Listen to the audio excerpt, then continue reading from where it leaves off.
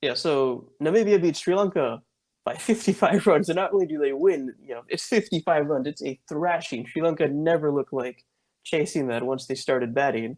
And Scotland did the same against the West Indies the following day, 42-run win. Again, where the West Indies never looked in it once they started batting. And then uh, in the following game, Scotland loses to Ireland, Namibia loses to Netherlands. Meanwhile, the Netherlands have a narrow win over the UAE, who the UAE then lose heavily to Sri Lanka, while Ireland lost to Zimbabwe in their first game, and Zimbabwe who then lost to the West Indies. So it sets up both groups very nicely going into the final round. And you mentioned that the first round is the best parts of the T20 World Cups recently, and I think that is because of the format.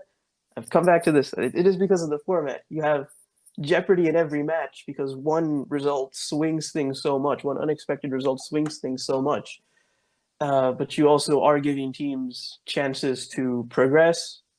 Like it's not over for the UAE. It's very unlikely, but it's not over for them because two teams go through and the points table hasn't.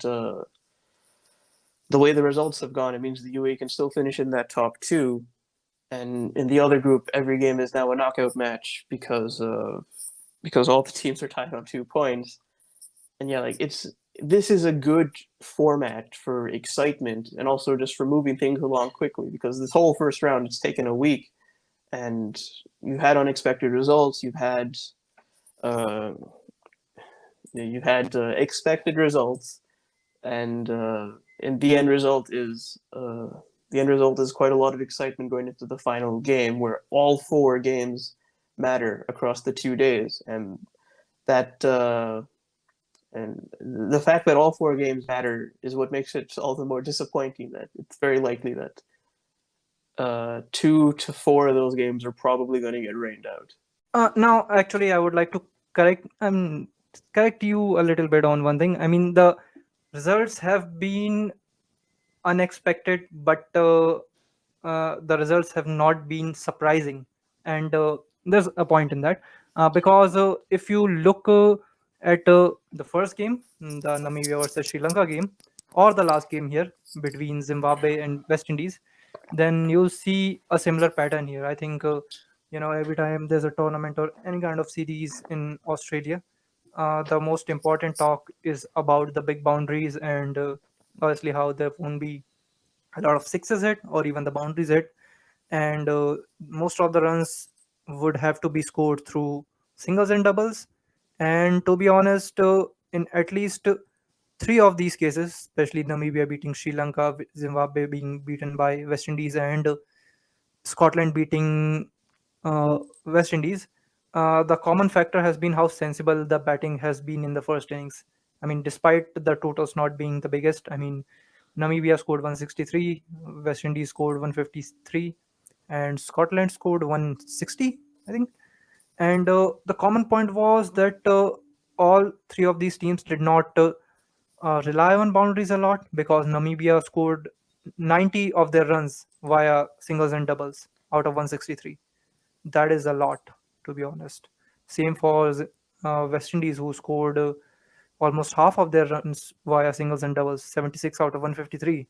Similarly, if you look at someone like George Munsey, who is usually batter, but against West Indies, he took all the time he could because it was not that kind of a day where he wanted his team to get 200. It was the kind of day where he wanted his team to get to a decent total around 150, 160 because he knew that this is the kind of total that can be defended on these pitches where hitting boundaries is tough and being sensible is paramount.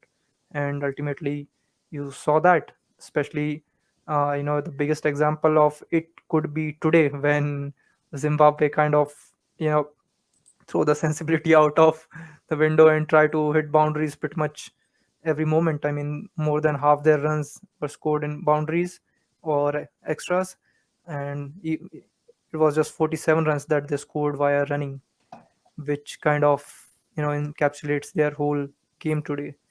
That they kind of throw it away on their own rather than West Indies making an effort. West Indies were just disciplined and sensible, while Zimbabwe were just careless and rash. And after all, this was how the first game ended.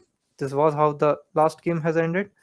And the remaining 8 games, I think sensibility is going to be probably the trait that would define the 4 teams that will be going through after all. You bring up an interesting point. I think it's interesting to compare how the teams are doing now compared with how we sort of expected them to do when this tournament was originally supposed to happen in October of 2020, back when at the time it was supposed to be Sri Lanka and Bangladesh in this, with the West Indies supposed to be in the main stage.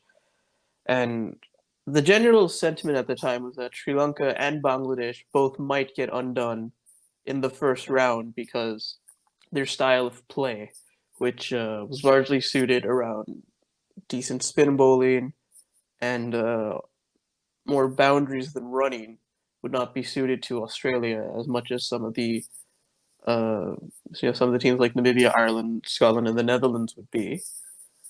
And look, I will take every opportunity I can to make fun of Bangladesh. They probably would not have done very well here, and we'll probably see that in next week as they begin playing in the main round, which they shouldn't be. There's a fun stat that some have been throwing around. Some people with some numbers at the end of the username have been throwing around that Namibia, Netherlands, Ireland, Zimbabwe, and Scotland have all won more T20 World Cup matches against full member nations than Bangladesh have. And I don't see that changing for Bangladesh. Anyways, like Bangladesh and Sri Lanka probably wouldn't have done that well if this was played in 2020. And we're seeing with Sri Lanka, especially right now, they were pretty ambushed against Namibia. They didn't. Sri Lanka haven't played that many games in Australia of late. Pretty sure one of their warm-ups got rained out, and they were completely undone by Namibia. Again, like Namibia ran a lot, and Sri Lanka didn't, and I think that's something they learned for the next game against the UAE, and we'll see if they can keep those lessons against the Netherlands. But they did lose that first game to Namibia, and quite heavily, and that really pegged them back and put them under a lot of pressure for this last game against the Netherlands. So we'll see how that goes. It doesn't help that Sri Lanka's best assets for these conditions, which are their fast bowlers, they're dropping like flies. Jamira got injured against the UAE, and right before the tournament, Dilshan, the left arm seamer, he also, I believe, pulled out injured. And it'll be a very tough game against the UAE for Sri Lanka, and we'll see how that goes. And meanwhile, for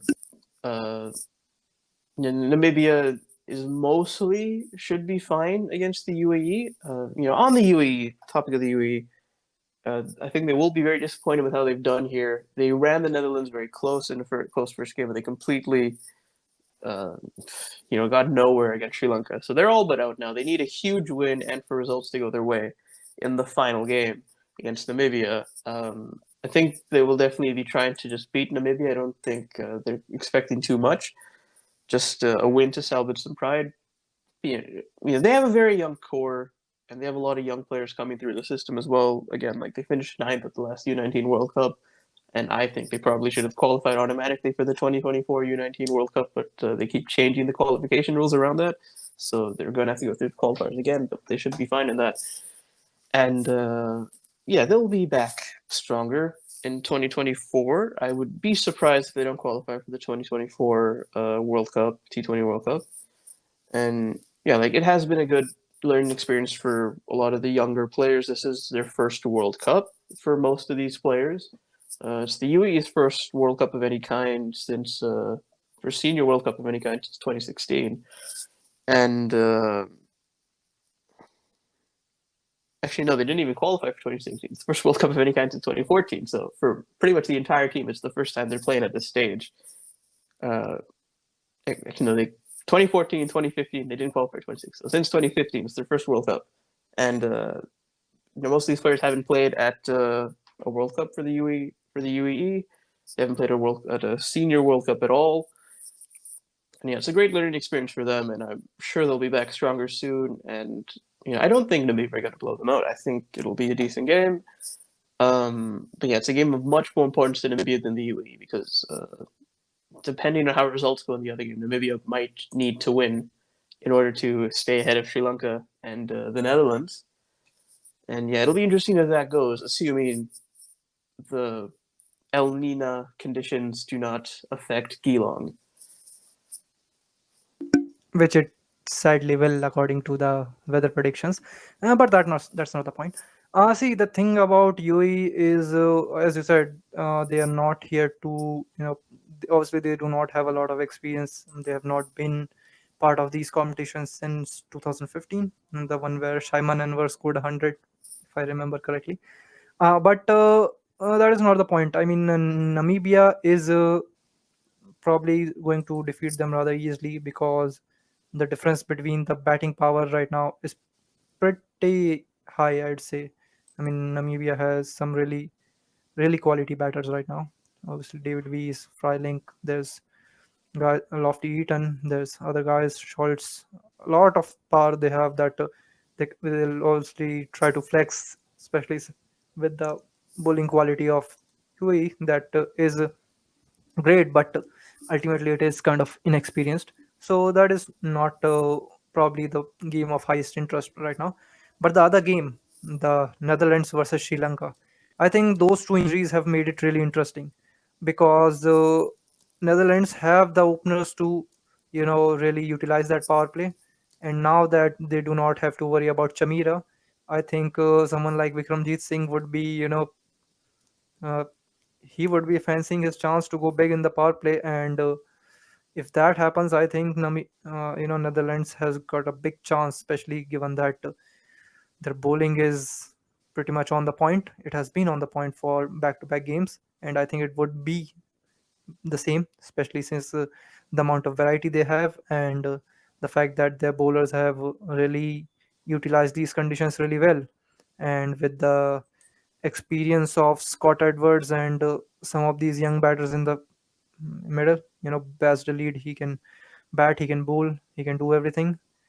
I think they would be fancying their chance to go 3-3, especially against this Sri Lankan team. That is, even though they have won against UAE, I think they are still depleted on the resources. And I mean, you know what, the win was big, but there's a lot of truth behind that, especially given that UAE's batting never showed up in that game.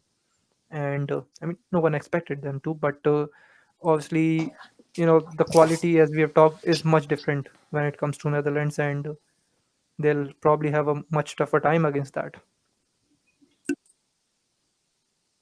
So moving on to the other group, it is the final day's fixtures are Ireland, West Indies, and Scotland, Zimbabwe.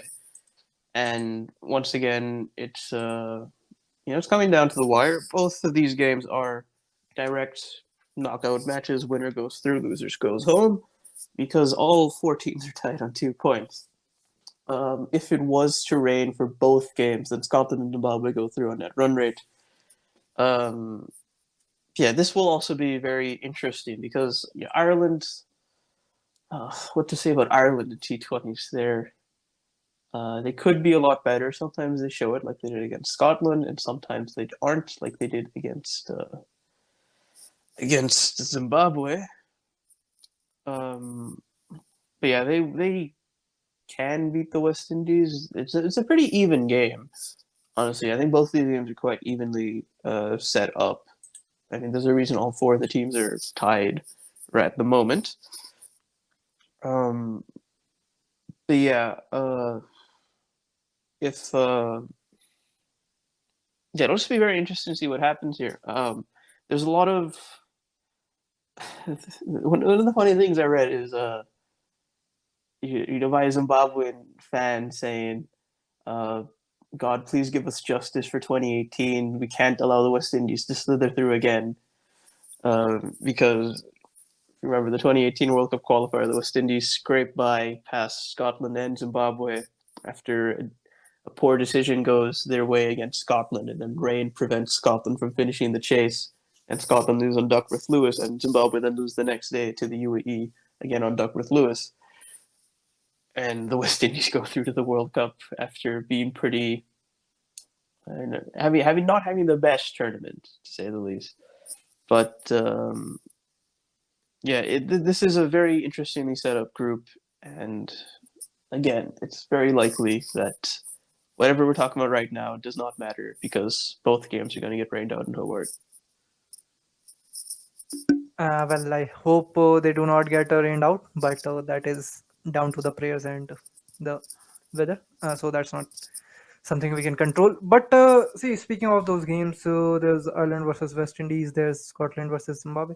Firstly, Scotland versus Zimbabwe is relatively more well balanced game than maybe West Indies versus Ireland. Although, if the game between West Indies versus Ireland is shortened, then I'm expecting someone like Paul Sterling to, play one of those, innings that might end up defining the tournament, or at least that is my expectation. But even outside of that, whatever happened in 2018 was really unfortunate because ultimately it is, you know in in the game, in every any game, you want to see the team that plays better win rather than the team who was at a good condition at 20 overs and 5 balls to win. That is not the point of the game, I guess. But see, that is that. I mean, you cannot deny that because after all, everyone agreed to use the Duckworth Lewis. It's not like something that was put in their faces, but it is still unfortunate. And as far as this tournament goes, from what I have read or heard, no one was expecting these kinds of rain, especially in the October. So that is not uh, organizers' mistake or anyone who kind of ignored it, because obviously they never saw it coming in the first place.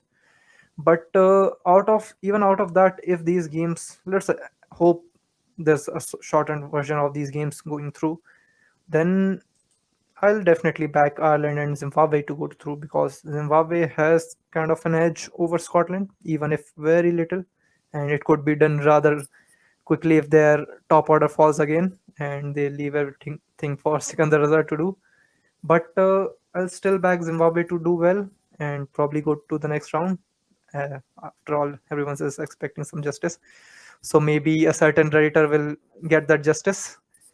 And as for Ireland, their game versus West Indies is going to be somewhat of a weird position because they really have good bowlers that can contain West Indies, but there's always that kind of dread every time some full member plays the associate, that the full member always escapes, like West like New Zealand did against Ireland on their tour. And I am kind of having that little dread in my mind that this might end up happening again with Ireland, maybe due to rain. I don't know, maybe a bad over. We have seen Balburn is not really a good captain. His team is not winning due to his decisions. It is more due to the individual players. So I have some fears, but I'll still back Ireland to do and to get the job done for